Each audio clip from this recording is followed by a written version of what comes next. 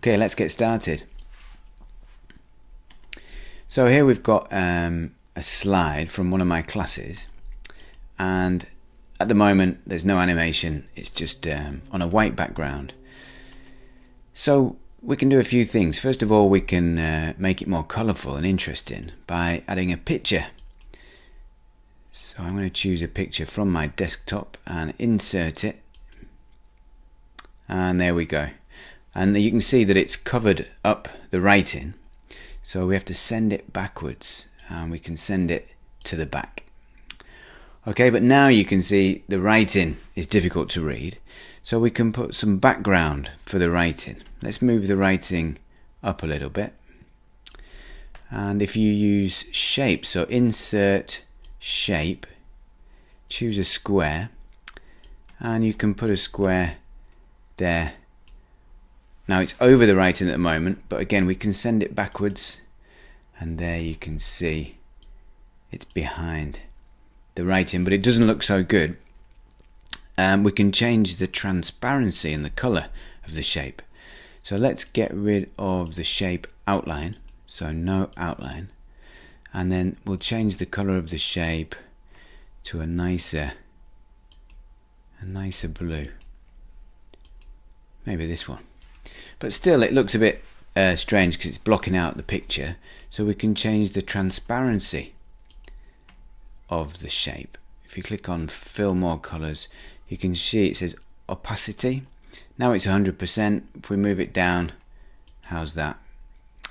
Okay, that's much better. Maybe a little bit more, maybe 50. There we go. So that looks pretty good, I think. And to make it even more exciting, we can add some animation. So we'll click on the titles, and a good one is fly in. Now at the moment it's coming up from the bottom, but you can change it so it comes in from the right. Sorry, from the left.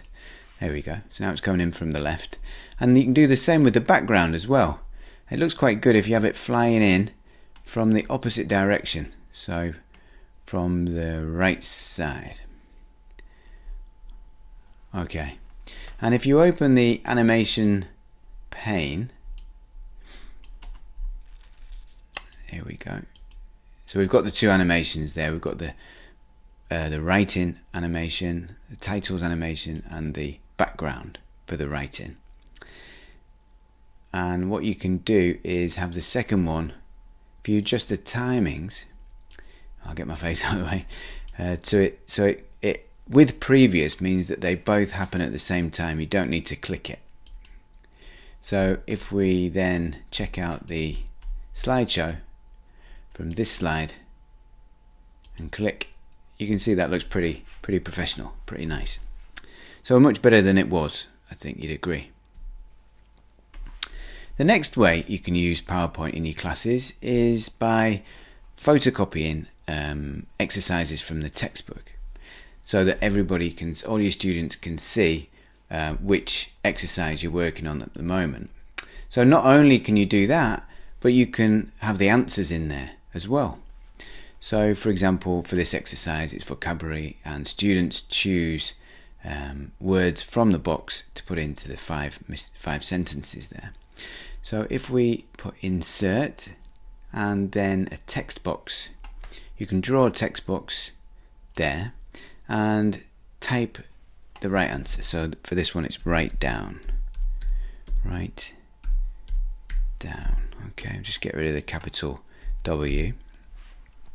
And then to make it more visible for students, you can change the size of the text. Here we go. You can make it bold as well. Here we are. And you can also add animation. A good animation for giving answers is the float in. This one. You can see it floats in nicely. And here's one that I did earlier, and this is what it looks like.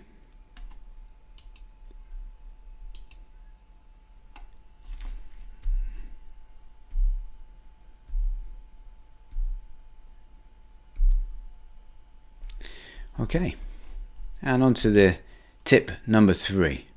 So I made this slide using an icon that I downloaded from the internet. So that's just an image, and then I've used a text box and turned it around for the word breakout, and the background again is just a shape, so I've inserted a shape. So that was my slide, and it looks alright. This is for breakout rooms in Zoom, but to make it more interesting you can use the transition called morph. So if you make a copy of that slide, okay, and then if we change so now you can see in the side menu there we've got two identical slides. So with the first one, if you make it the viewer a lot smaller, and what you could do, for example, make that really small, put it in the corner, and then turn that round and put him up there, and we'll turn this one round and put it down at the bottom.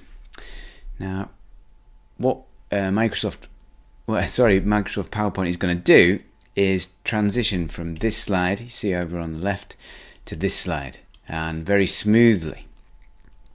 And what you should do is use the transition morph. So we've clicked on the second slide of the two, transition, and you can see it there, morph. Okay, and let's see how that looks. Slideshow. There we go. So looks really professional and doesn't take very long to do at all once you get the hang of it. So that's it. That was my 3 tips for PowerPoint. First one is to make your title slides come to life using animation, like that. And the next one is using the floating animation for giving answers back to your students. And the last one was using the new transition morph. There we go. Thanks for watching.